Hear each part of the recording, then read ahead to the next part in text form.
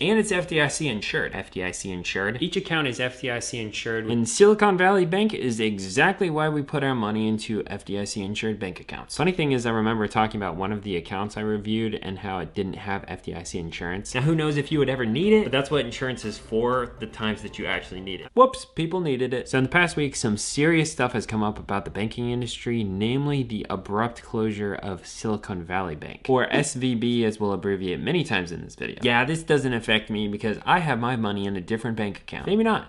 But, and we'll get into this more later, I think it'll actually affect all of us, whether directly or indirectly, unless you're exclusively a cash in your mattress kind of person. Here's some background into what has happened this past week and how it may affect you. Okay, according to Fast Company, last week, Silicon Valley Bank announced a plan to bolster its cash position, selling off some of its bond portfolio and raising capital by selling shares. Now, they did this because they had put too much of their depositors' money into the bond market, because banks frequently put money into bonds in order to help hedge their investments. But this backfired because one, they put too much into bonds, and two, turns out when interest rates rise, bond prices fall. And interest rates have risen a lot in the past year. Just talk to your local realtor or just Google it. Regardless, this means that for SVB to increase their cash position, they would have to take a nearly $2 billion loss on the sale of their bonds. Ironically, increasing cash flow is actually exactly what started their demise. Because according to Morning Brew, this raised concerns about SVB's solvency, or their ability to pay their debts with the assets that they own. This startled a ton of people, causing bank customers to pull out over $42 billion from SVB's accounts by Thursday evening, March 9th. Now that's what you call a bank run. Quite a bit bigger than the one in It's a Wonderful Life. Regardless, these withdrawals were more than SVB could handle and caused one of the largest bank failures in American history. So the Federal Deposit Insurance Corporation, or FDIC, stepped in to take control on Friday evening to ensure that SVB customers would be protected. As we ended last week, there was a lot of uncertainty over how much the depositors would get back, because the FDIC only insures up to $250,000 per depositor. And there was reportedly a huge percentage of SVB's customers that were actually startups and venture capital firms, meaning that $250,000 wouldn't go very far at all before the insurance ran out. I mean, these are companies dealing in the millions of dollars, not the hundreds of thousands of dollars. Fortunately, the FDIC announced on Sunday that they would be covering all depositor losses, giving much more confidence to people banking in the US despite some serious uncertainty. Now, this is interesting because this is the first time I ever remember hearing the FDIC actually stepping in to protect depositors. I'm sure it's happened, especially with some smaller banks. And it's really cemented in me the importance of putting my money in a place that actually has insurance. Because companies like FTX, turns out they're not good places to put savings. Here's the good news though for us taxpayers. Per the FDIC website, the FDIC is funded by premiums that banks and savings associations pay for deposit insurance coverage. One of the traditional perks that banks offer to their customers to ensure that they have a little extra protection. So it's not like us taxpayers are footing the bill for poor banking practices, because you know how much I hate funding dumb stuff as a taxpayer. In fact, as with almost every bankruptcy in the United States, the investors, in this case the investors of Silicon Valley Bank, are going to take the biggest hit. Because when you invest your money, you're taking a chance of losing some, if not all, of its value. But as tons of articles that I've read about this have mentioned,